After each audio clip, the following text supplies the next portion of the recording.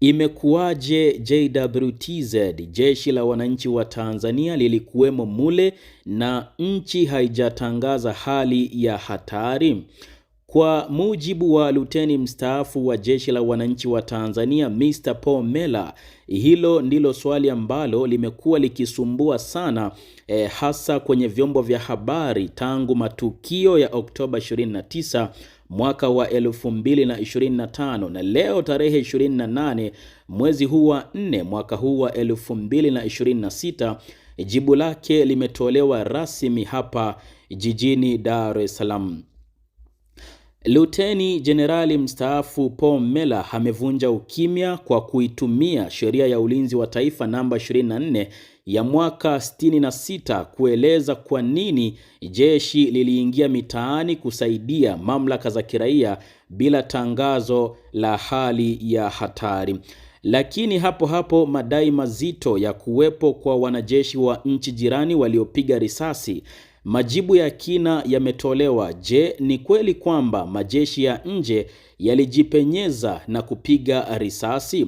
Luteni Paul Mela anasema hatujabaini jambo hilo, lakini ni suala linalowezekana.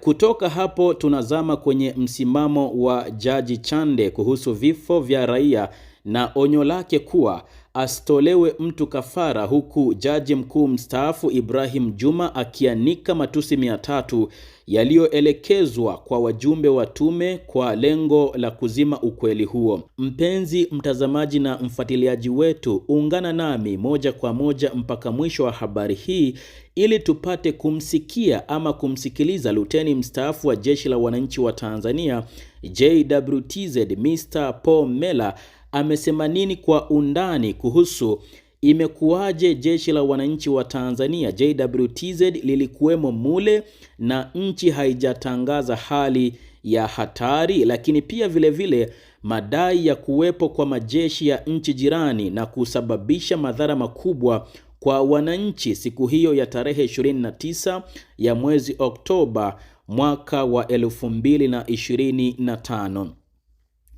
Katika maelezo yake ya kina, Luteni Jenerali huyo mstaafu wa jeshi la wananchi wa Tanzania Balozi Paul Mela amekiri kuwa matukio ya Oktoba 29 yalikuwa na changamoto za kipekee.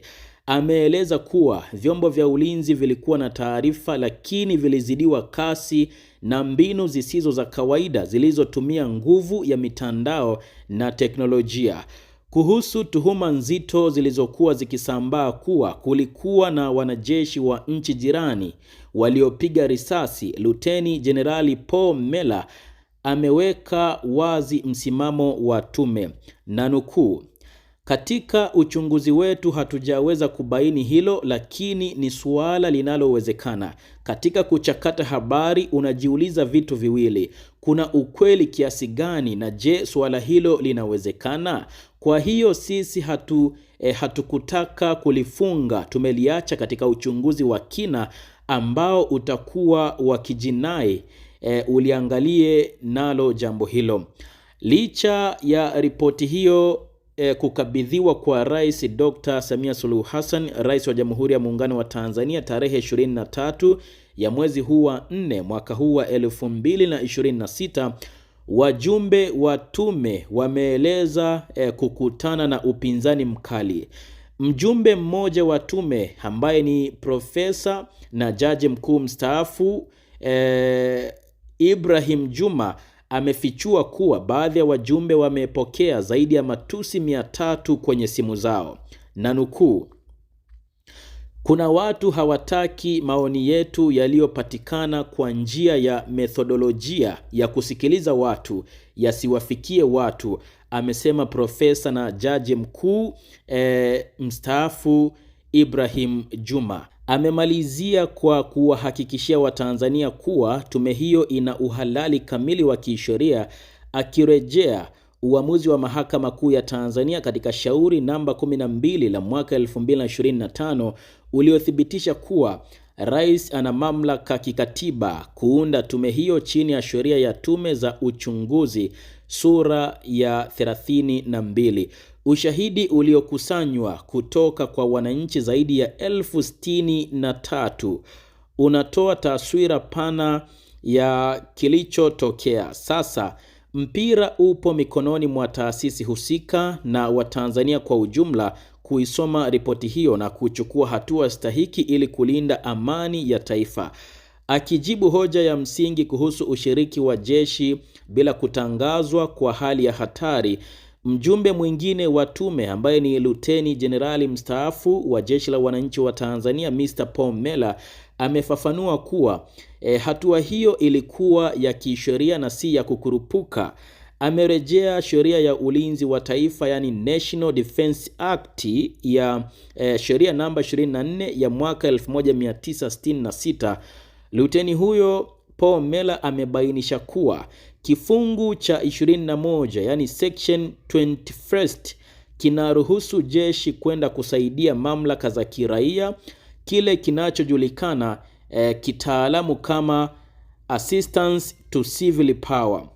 Kifungu cha 22, yani section 22, kinatoa mamlaka kwa wanajeshi wanapokuwa katika mazingira hayo kuwa na nguvu sawa na nguvu za polisi, yani police powers.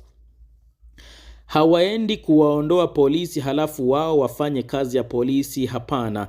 Wanakwenda kuassist kwa kushirikiana na vyombo vingine vilivyopo, amesisitiza Luteni Jenerali Paul Mela, akiongeza kuwa utaratibu huo pia umefafanuliwa kwenye kanuni za majeshi ya ulinzi namba 15.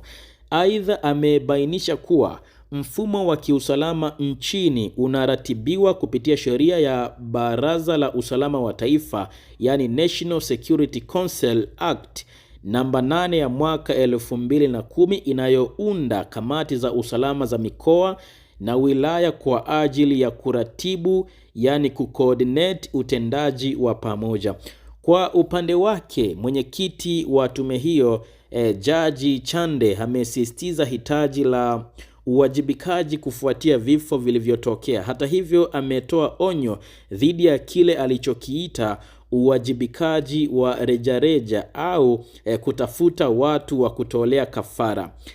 Na nukuu, tulishauriwa na viongozi wakuu wa nchi tuliowaona kwamba anayestahili kuwajibika awajibishwe kwa mujibu wa sheria na asiyestahili kuwajibishwa asiwajibishwe, amesema Jaji Chande.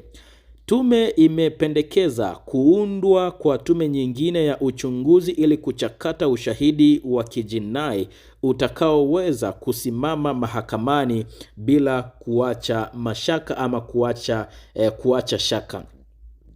Hii ndio habari ambayo tumekuwa nayo muda huu katika meza yetu ya habari ambayo tumeiandaa na tunaisogeza kwako ili kusudi wewe mpenzi mtazamaji na mfuatiliaji wetu upate kujua na kufahamu ni kipi kinachoendelea kwa sasa ndani ya ardhi ya Jamhuri ya Muungano wa Tanzania. Tumepata nafasi ya kumsikiliza Luteni mstaafu wa Jeshi la Wananchi wa Tanzania, lakini pia tumepata nafasi ya kutazama na kuona jinsi ambavyo wajumbe wa tume hiyo walivyo zungumza hadharani kuwa baadhi ya wajumbe wamepokea zaidi ya matusi 300 kwenye simu zao kutoka kwa watu.